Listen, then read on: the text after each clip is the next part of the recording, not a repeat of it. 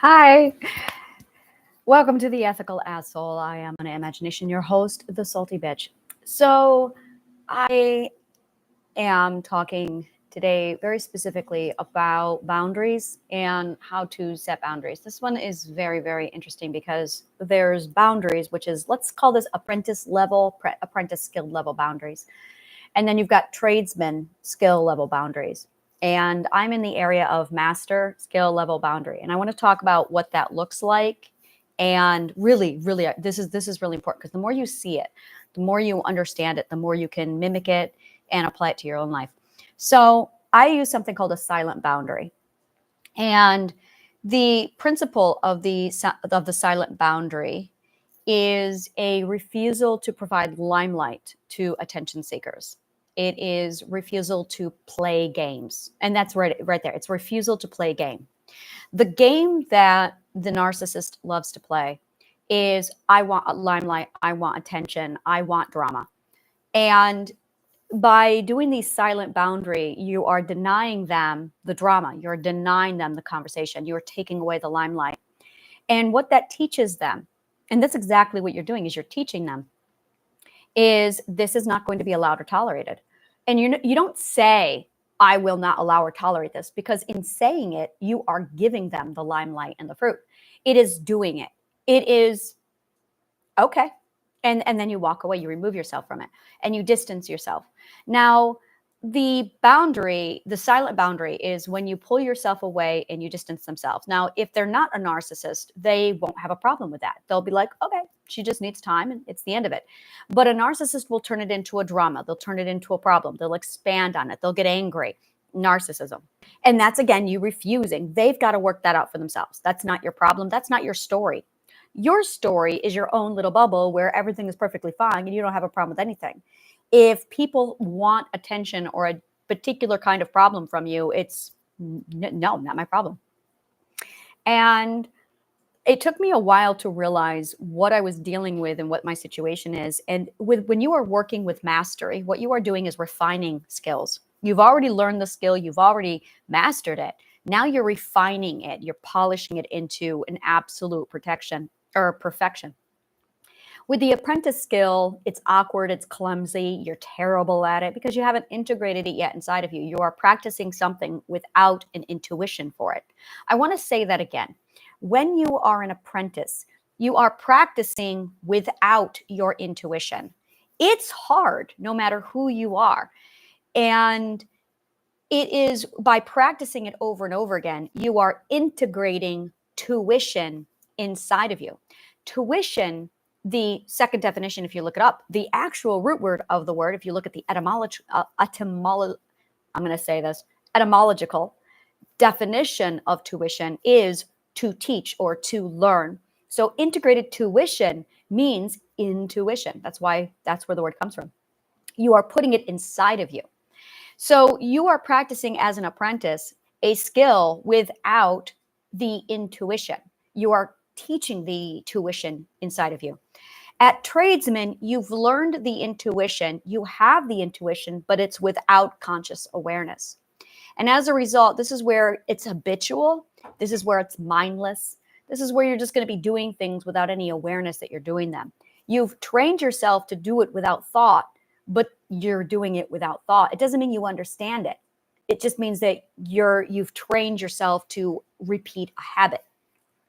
So mastery comes when you have the habit in place, you understand what you are dealing with, and you're done. You can now understand it, you're refining it, and you can reverse engineer, which is dissecting your intuition. You can translate your intuition so you can understand it. So at mastery is when you work on the understanding of it. And I am a master level, which means I am able to reverse engineer my boundaries.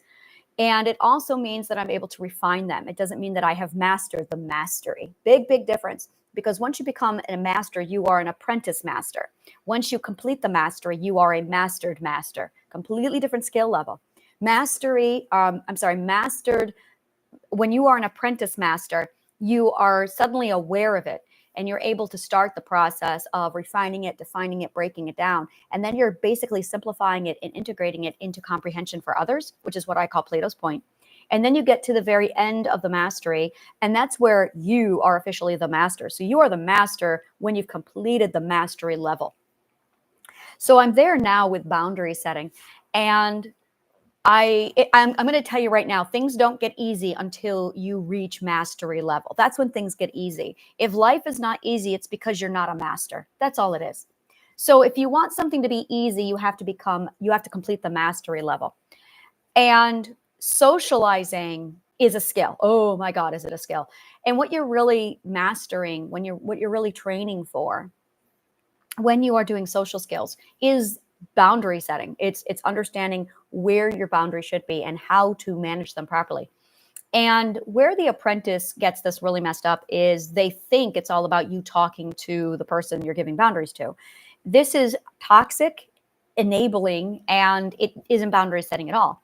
And the reason why is because you are assuming that the person has the care and concern for you, is going to listen, is going to be valuing your boundaries as much as you do, this is all logical fallacy. This is not true. So you're now telling somebody, it's literally equivalent to being mugged and you going, please don't do that, while they beat you or pull a gun on you. You're not going to do that. What you're going to do is run away if you can. You're going to remove yourself from the situation. One of the examples I love to give is you've arrived in a jungle, you've built yourself this beautiful fence, and you decide you're going to have a barbecue outside of the perimeter. And you're sitting there like barbecuing and grilling outside, and then these tigers come along because they can smell the meat cooking. And instead of moving yourself out of the jungle, you're going to sit there and tell the tiger, you're close enough, please go away. I'm warning you, I'm not comfortable. You're not going to negotiate with the tiger. You're going to get your ass behind the boundary.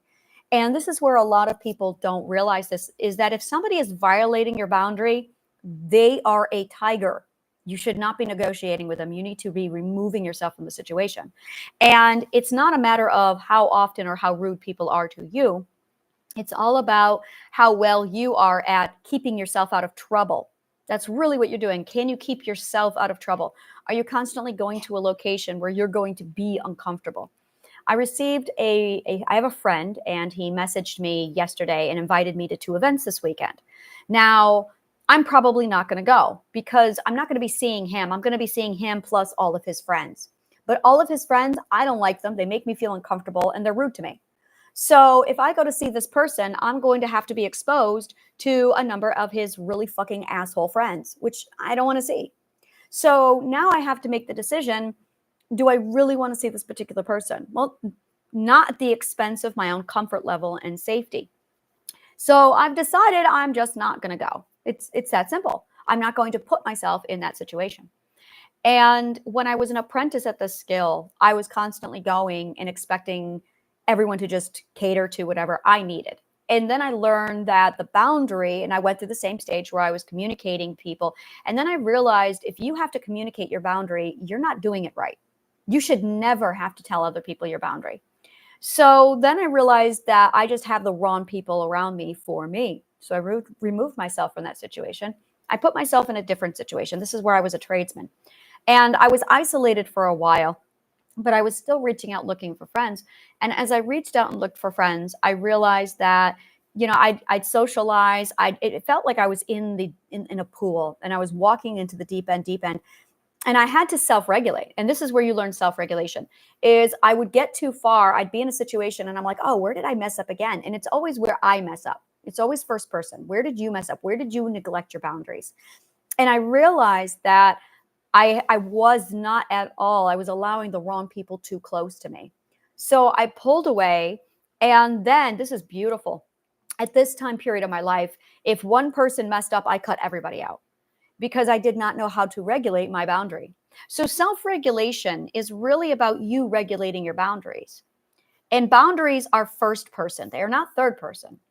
That is really, really important for you to know, is self-regulation and boundaries are first person, not third person. So your ability to regulate yourself is actually your ability to maneuver yourself in and around your boundaries. Now, you're going to have two types of boundaries. The first one is your intimate bubble, and that's where you need to be to recuperate and to soothe yourself. That's where you need to be when you need to be isolated. And the second boundary is your social circle. This is where you should be when you socialize. A lot of people will be way on the outskirts past their two boundaries, and you should never be there. You should never be there. That is the elephant graveyard. You should never be there. That is literally filled with landmines. And what you want to do is get yourself to that second boundary where you basically people cross over safely and respectfully. Never step over into the other side. So this is something that we learn in tradesmen. And when you get to the end of tradesmen, you finally learn this, where it's, oh, this is self-regulation. So I have my social circle, and I have approximately about 5 people in my social circle who I interact with every day. And only 5 people, but I want to show you what I'm doing with these 5 people. It's not a lot. It's not a lot. And the first thing you have to do is you have to control yourself, self-control. You have to control yourself on indulging on people. Now, you're going to want to indulge yourself, but if you haven't learned the first, second, third ethic and the fourth ethic, you should not be indulging on people. You should not be indulging on people until you are at the 5th ethic. If you are not at the 5th ethic of accountability, you should not be around people. At the 6th ethic, you're finally in a position where you can socialize, but where you really master socialization is at the 7th ethic. And this is your social growth. This is in addition to your personal self-growth. So you're going to have your self-growth, and then you're going to have your social growth. It's not until you're done with the 9th ethic that you really know how to connect with people. And that's when you start really, really raking in the people for you. So these are the steps to get you from where you are to where you want to go. It takes time because you are building the skill for socializing. So you want to control yourself on the indulgence. You want to start with only about 3 to 5 people. And I have the narcissist training course. I've done narcissist training on myself. So my subconscious mind will detect narcissism and reject people and push them away from me without my conscious awareness even being aware of it. And then a week later, my subconscious mind will go, or my conscious awareness will go, oh, you removed yourself from that situation. So your idea, your plan, or your goal should be that your subconscious mind intuitively does all of this for you on your behalf without your conscious awareness being involved. That way you can move consciously in a situation, and your conscious awareness can enjoy the ride while your subconscious mind does the work. That's what a subconscious mind is for. It does the work while your conscious awareness has the party. I'm going to say that again. Your subconscious mind does the work while your conscious awareness has the party. So if you are not training your subconscious mind to work, then your conscious awareness cannot party. So once you learn how to do these two things, and this is what I do training for, this right here, it's a completely different lifestyle. This is when things get easy. And it is a skill level, so you're going to have to go through the training. But once you get to the mastery level of it, and it takes, I started this training in December. December 16th is when I started this training. And here it is, August 20th. And my subconscious mind is 100% totally like it's done. So and this is my first run through where I consciously did this. So this is my one consciously doing this process. So 16th of December to the 20th of August. And that was the duration, December, January, February, March, April, May, June, July, August. So 8 months. Took 8 months from completion, from start to finish, for my entire brain to just do everything. So it was like, let's take care of you. So what happened, and I do mean this is over the last 2 days, my subconscious mind switched over to master level, where suddenly it was doing it for me. And I removed myself from 2 situations, all naturally, while gravitating towards the healthy people in my circle. It was extraordinary to watch. And it really did. I gravitated toward the healthy people, and I repelled from the unhealthy people. As soon as, now one of the persons in my circle never had narcissism. And over the last 2 weeks, he's picked up, he contracted the disease. He contracted narcissism from one of his sources. And now he's showing symptoms. So about a week ago, I noticed that his compassion was on the rise. First, right? That's where it starts. Compassion was on the rise. Then he started to police me as far as what I should or shouldn't say. And I wasn't talking any different than I normally talk, but he felt he needed to come in and correct my entire vocabulary. I don't correct my vocabulary. My vocabulary is 100% strategically designed and selected to be free of narcissism. And it is if you are not, well, if you don't know how to use your boundaries, it's going to hurt you. It's going to hurt you because you're not used to hearing it. You're not used to hearing boundaries. You're not used to hearing that kind of language.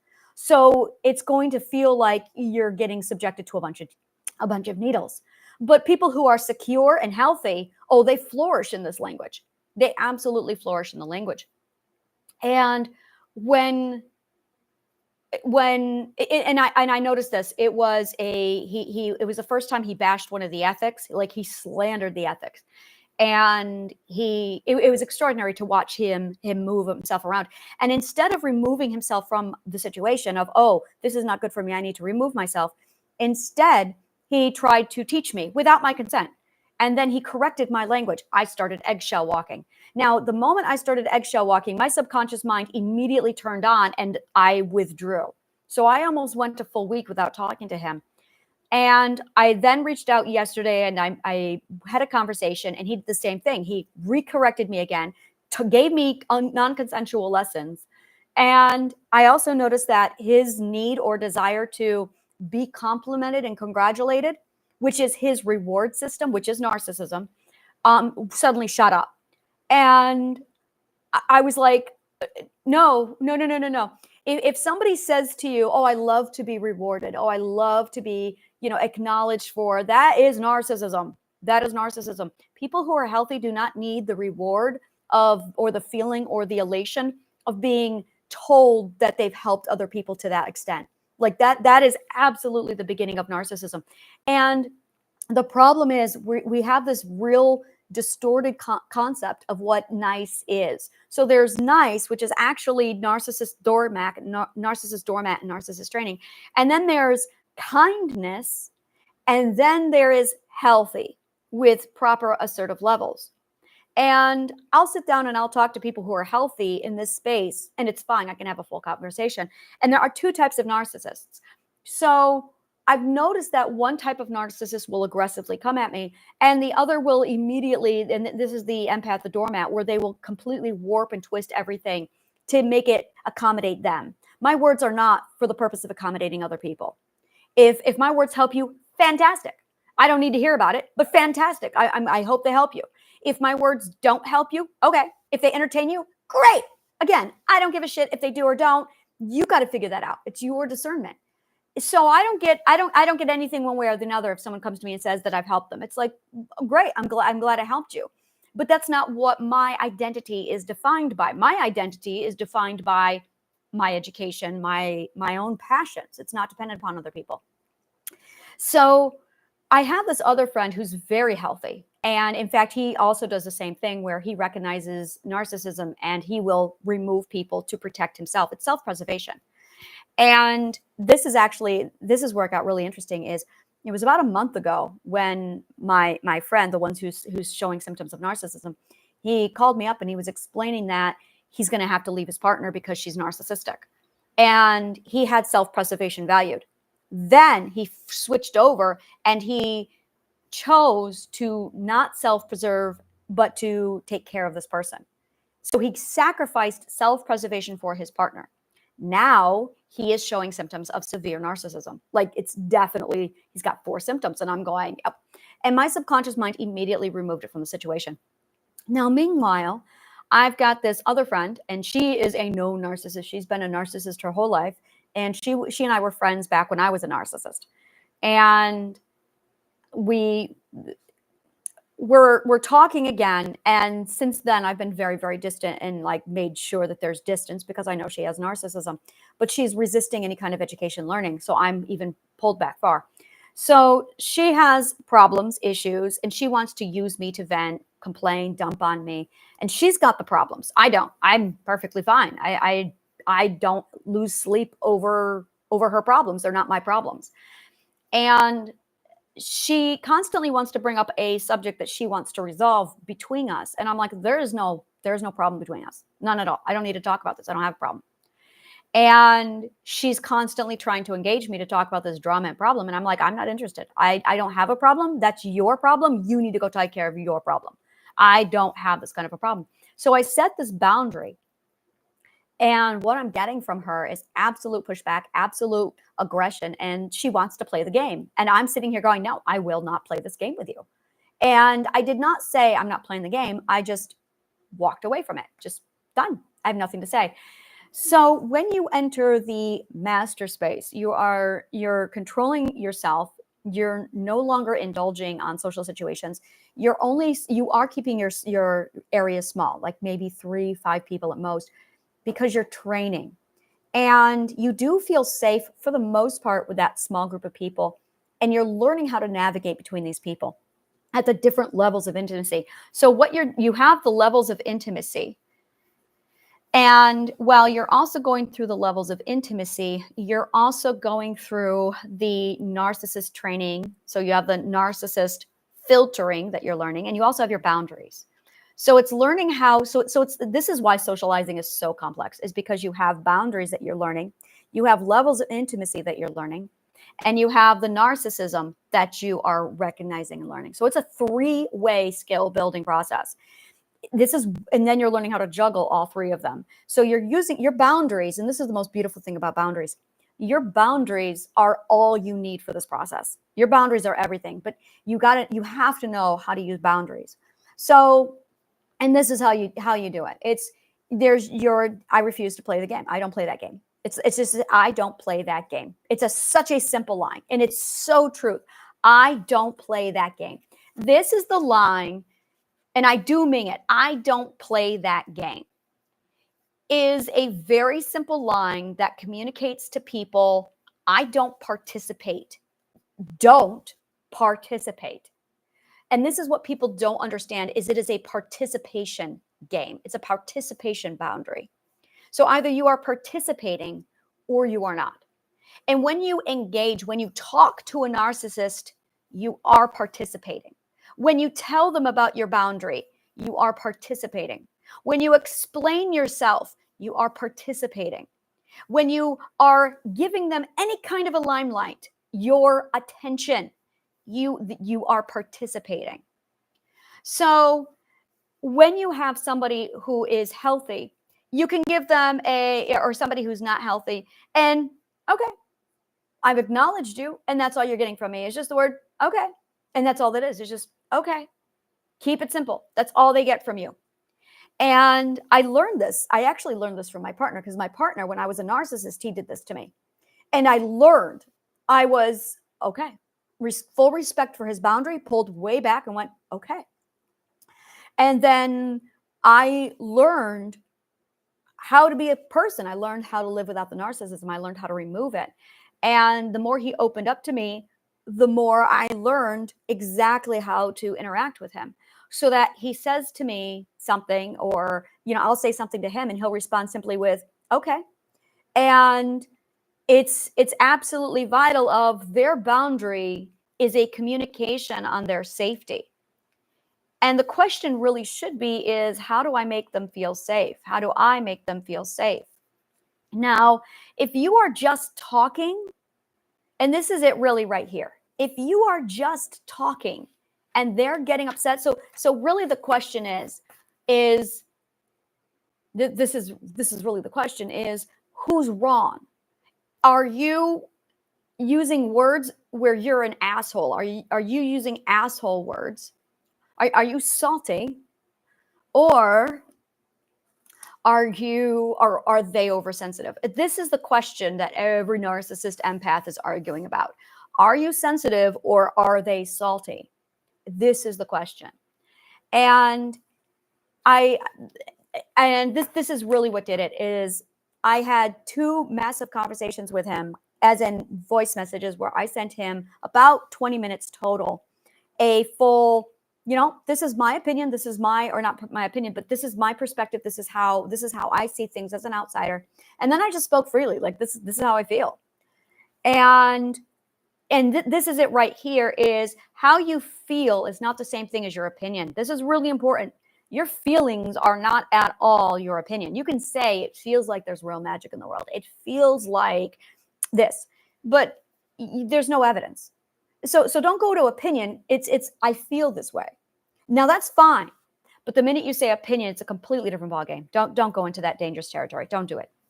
So whenever I go into that area, and I know that my views are very abstract. I know that I'm very controversial. And I had this massive conversation of, this is what I hear, and these are the languages, and this is the root of the language. And he came back and he corrected my language. He tweaked my wording. And I had already done all the work I needed to clarify, this is just coming from my perspective. He didn't need to come in and police me.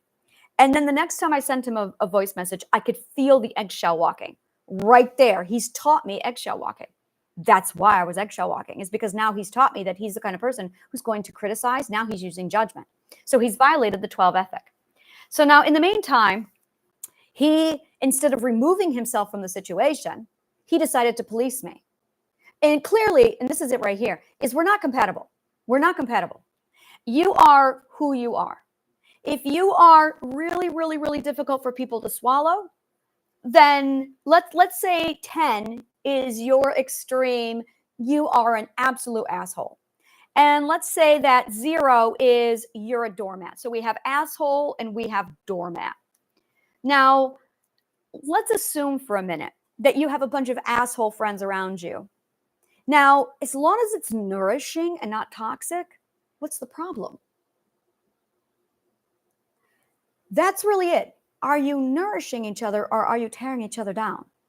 If you're nourishing each other and you're all assholes, what's the problem? Are you really assholes then?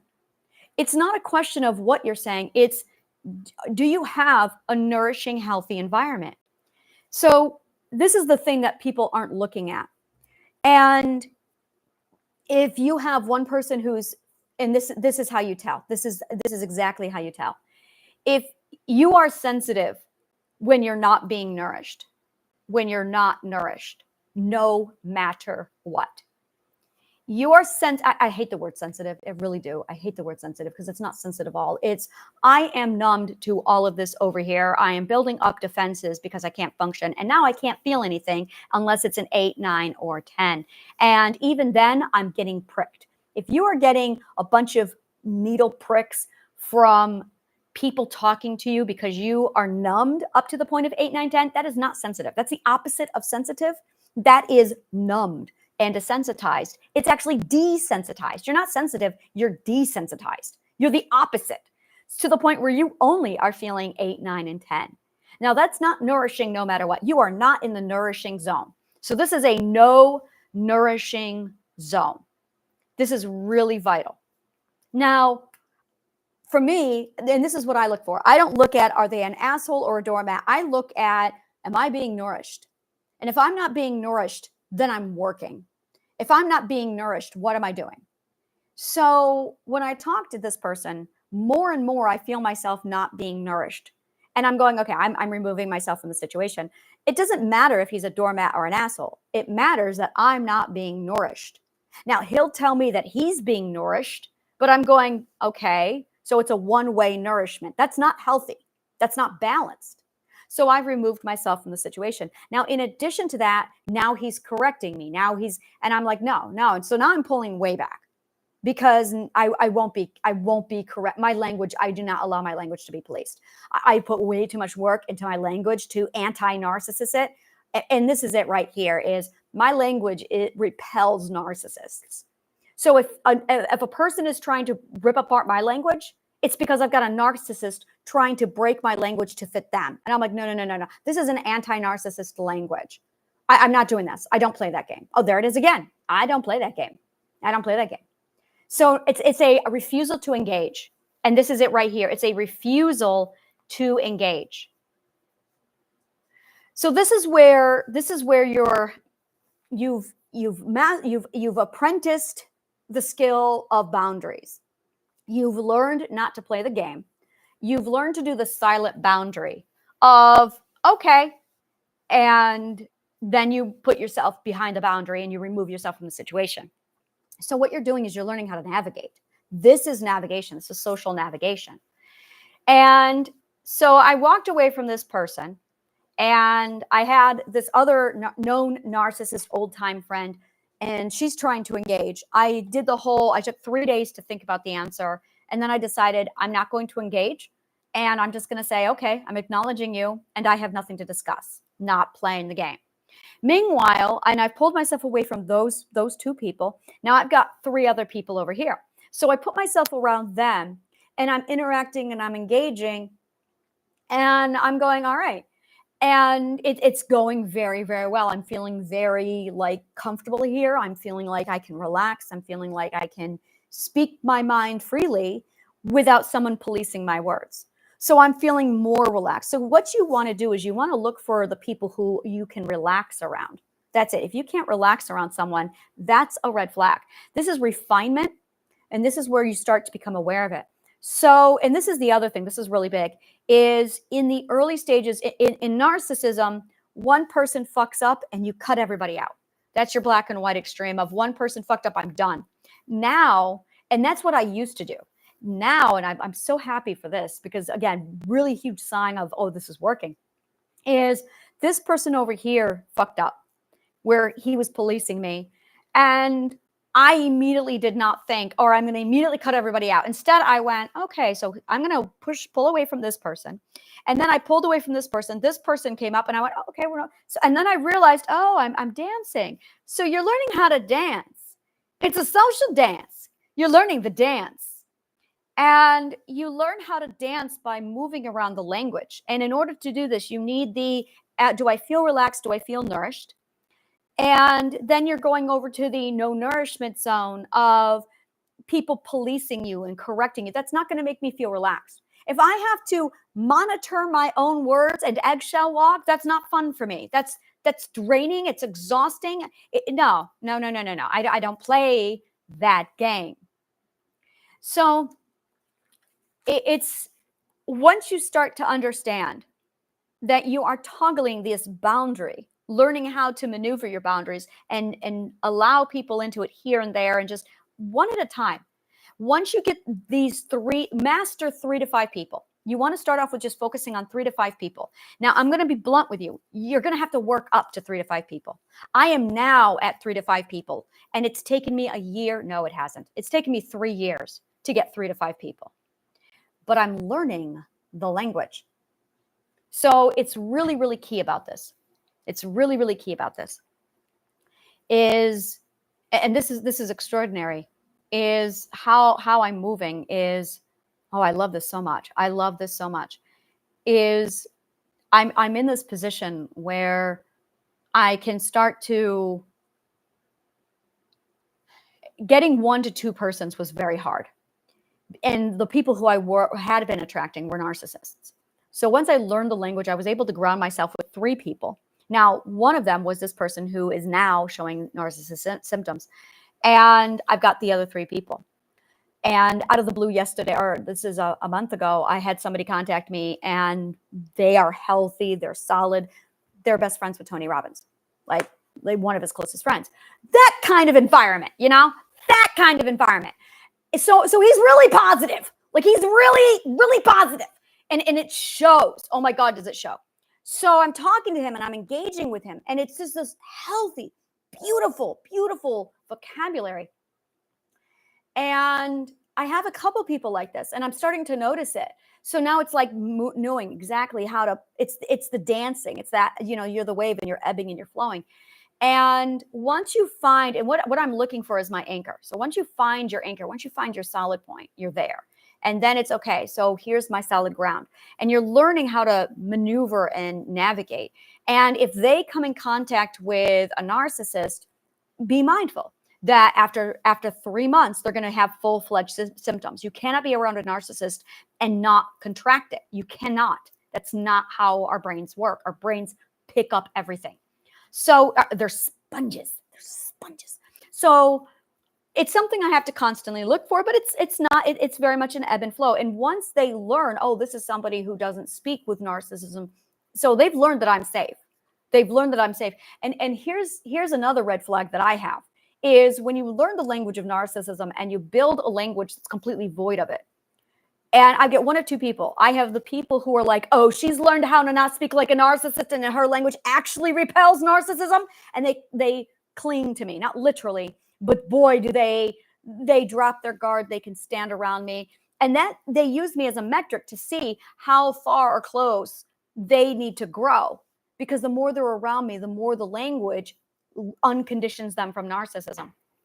And with the people who have narcissism on the other side, they flux. So on their good non-narcissistic days, they're closer to me. But when they have that narcissist saturating into them, they're repelled by me and they have to correct my language.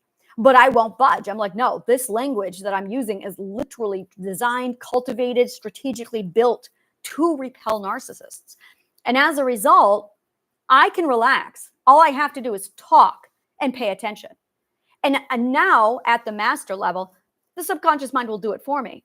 So I don't have to pay attention and monitor and be on the lookout because my subconscious mind does it for me. The first time that I did this, it took me 3 months to recognize narcissism and then remove it. This time it took me 1 week and my subconscious mind had already removed me from the situation. So really, really exciting. And the more I practice the language myself, the more I hone it, the more I can hear it, the more I can absolutely understand, okay, this is where everybody is in ratio to it. I can literally like give a ratio of, based off of your language, this is how much narcissism is inside of you.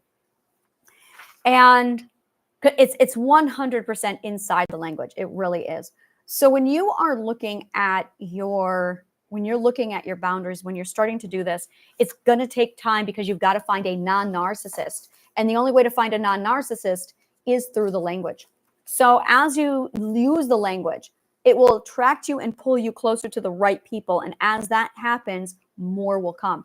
But focus on just a very small group. And I'm going to say again, you should not be doing this until you have completed at least the first 6 to 7 ethics. If you have not completed the first 6 to 7 ethics, then you should not be accumulating people. Absolutely not. You should not have friends until you've reached the 5th ethic, because the 5th ethic is the accountability ethic. It's when you learn that you can throw stones. And you're throwing stones all over the place. That's what you're doing at the 5th ethic. You have to throw stones. Look at this. I matter. I can throw stones. I can make a consequence. But you're not aware. You can't control your throwing of the stones. And you are unaware of the ripples you are causing. So if you have like 20 people around you, they're going to get the shrapnel. So you don't want 20 people around you before the 5th ethic because you haven't learned to control your seismic waves. That's really what this is about. You haven't learned how to control that. So if you are at the 5th ethic, you should not have a lot of people around you because you have to first learn that you're throwing stones. You know, this makes so much sense. While you're throwing stones is hurting other people.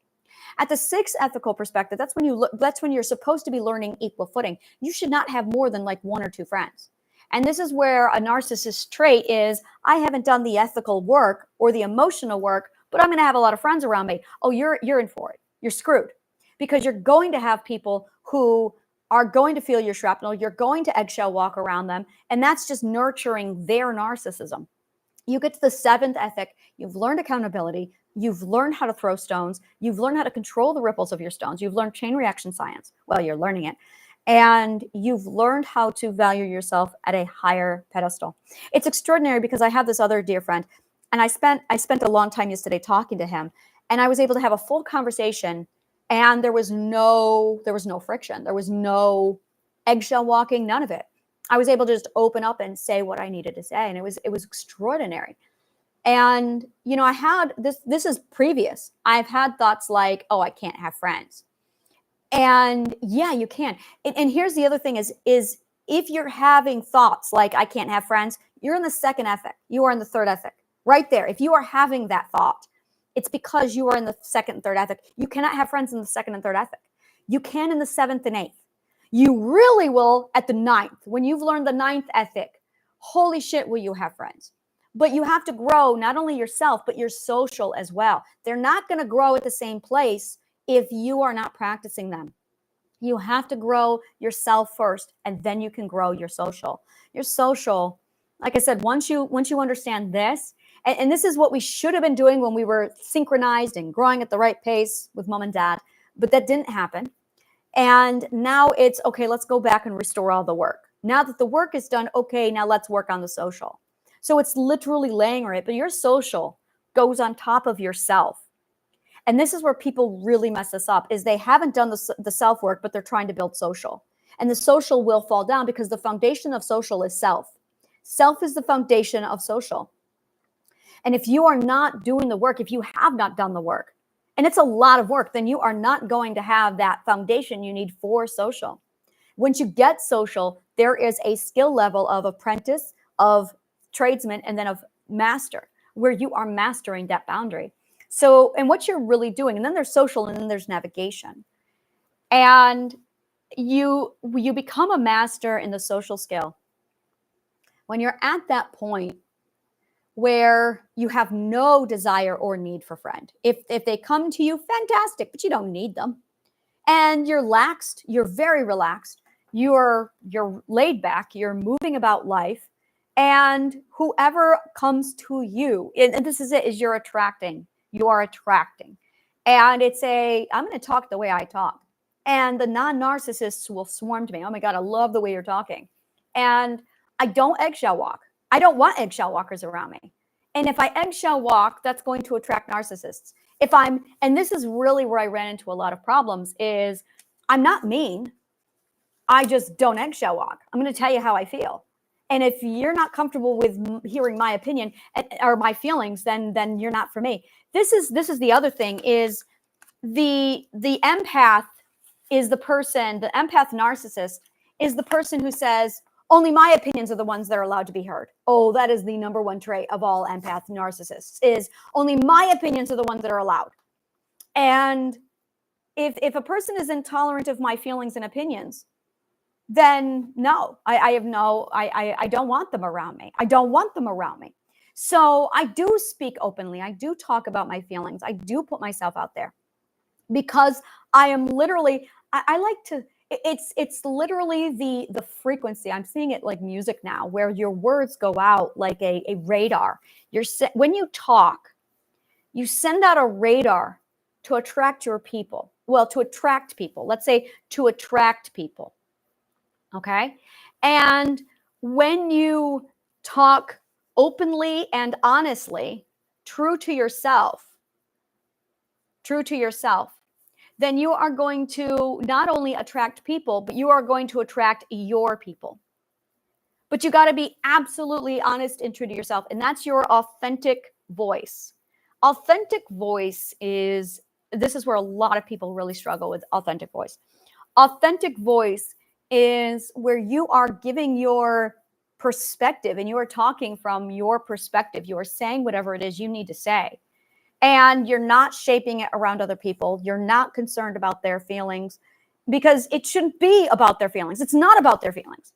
And this is really the difference between somebody who's healthy and somebody who's not, is your authentic voice has nothing to do with the feelings of others. And that's really it. Has nothing to do with your feelings, with the feelings of others. This is really a lot of it. Your voice has nothing to do with the feelings of others. If they are making your voice about their feelings, they're a narcissist. Do you really want them around you?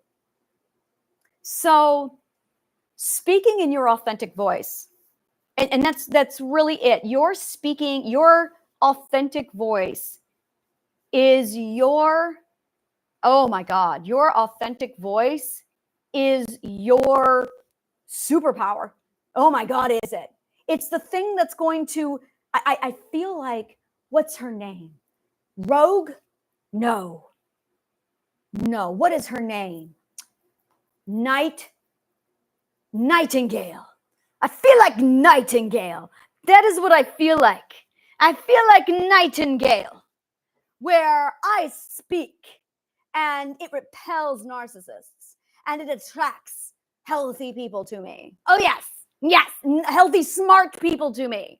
This is Nightingale's power. This is really it. And in addition to it, it's you want kindness without, you don't want any bitterness. You don't want the bitterness. You want, it's on the other side of bitter. It really is the other side of bitter. You want kindness. You don't want nice, because nice is narcissist world. Nice for narcissists. You don't want that. So you want kindness, but you also want honest and true. And you want nightingale power. But here's the thing. You cannot ever think about the feeling of others. You should not ever think about, this is going to sound completely backwards, but you should not ever think about the feelings of others. Because if you are thinking about the feelings of others, it's because you're eggshell walking. It's because you've been trained so well by a narcissist. That's why. And if you can't just be yourself, and that's it really, be yourself. Myself is not worried about how someone's going to respond to my feelings or my perspective or point of view. I don't give that a time of a day. I'm not sitting, and this is really, really it. There is a difference between character assassination. There's character assassination. And then there's, I'm just going to talk about my views of the world. Character assassination is a fucking dick thing to do. Character assassination is when you look right at somebody and call them a dick or an asshole to their face. I don't do that. Oh, good God, I don't do that. That's character assassination. Now, I will talk about the conscious collective all day long. I will tell you how stupid the conscious collective is, and we all know this. This is not news.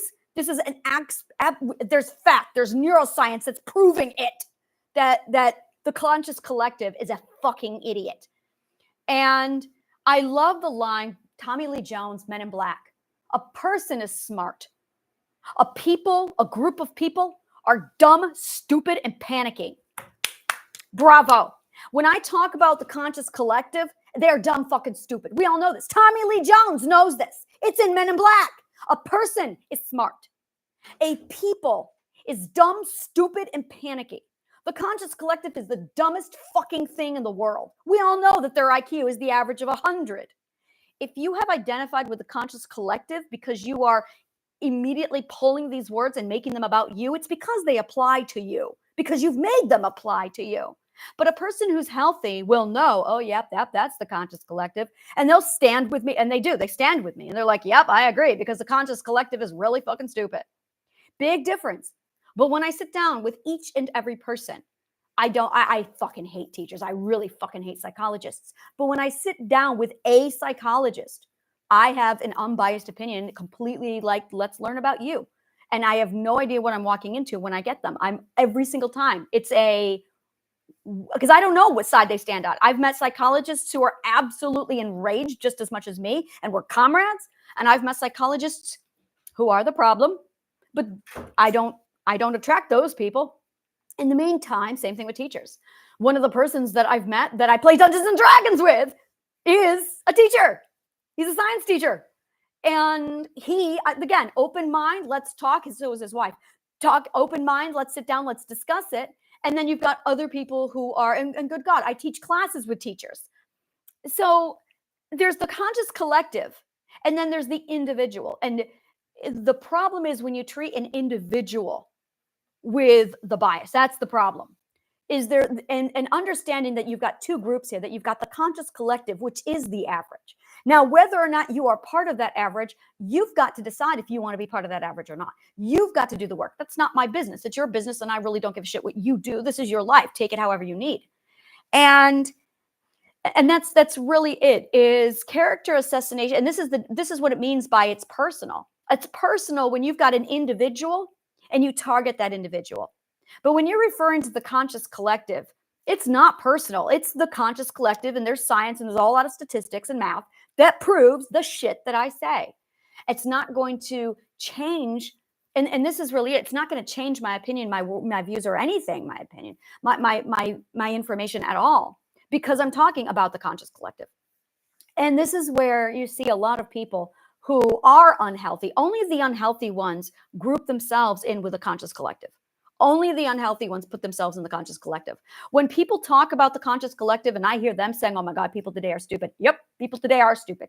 Yep, absolutely. When I hear people complaining and bitching about the conscious collective, I'm going, yep, that is the majority of lemmings. We're all talking about the majority of lemmings. And it's up to each and every one of us. And this is really it, is we don't know how to separate our identity from the conscious collective. If you are unhealthy, this is where you have a problem.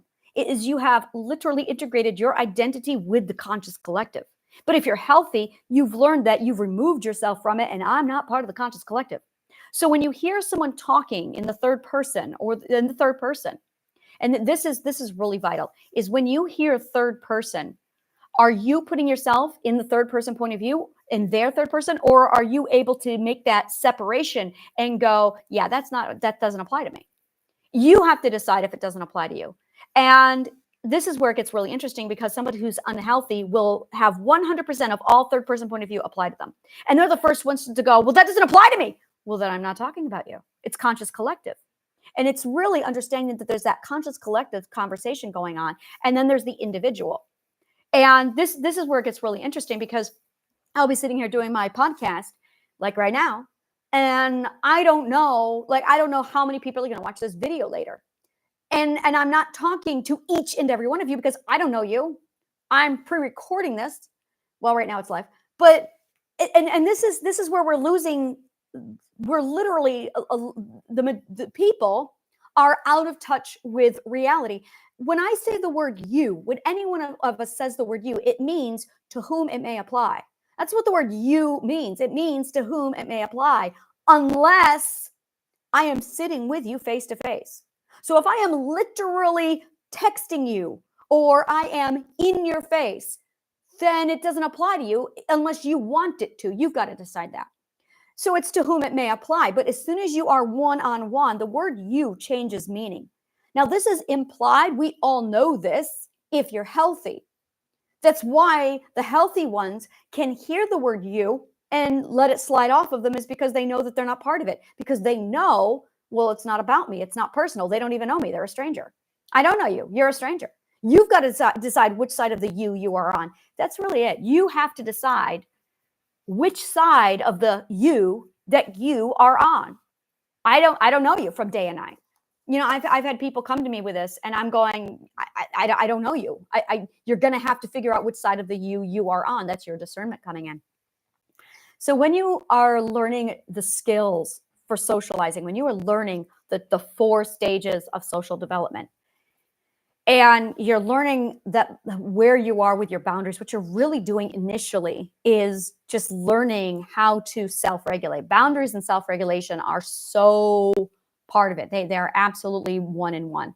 And as soon as you master self-regulation, what you've really mastered is your ability to remove yourself from the situation, put yourself into an intimacy bubble when you need it, put yourself into a safe social bubble, and then teach yourself safe social bubble. And that's really it. So the stages of this are your solo intimacy bubble, and then your safe social bubble. And then you have your, I don't want to say it's safe, and it's definitely not dangerous. Let's say experimental. You have your experimental social bubble. And that's it right there. You have your intimacy bubble, your safe social bubble, and your experimental social bubble. And that's it right there. Those are your three stages. Yeah, those are your 3 stages. The solo intimacy. And this is where we're supposed to be when you are doing your social work, when you are doing your self-healing. You are supposed to be in the solo intimacy bubble.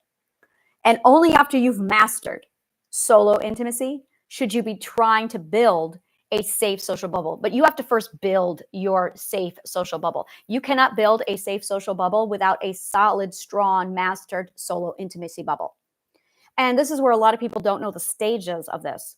This is really, really vital, because there's a sequence. And if you skip one of the steps, it won't work, which is why a lot of people are like, oh, I can't get friends. Well, that's because you're going out of sequence. You're not doing the prerequisites. You have not done the prerequisites. So you have your solo intimacy, and then you have, okay, now that I am a master of solo intimacy, now I can start to build my safe social bubble.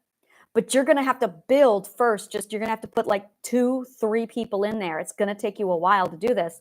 And then you're going to have to learn just 2 to 3 relationships.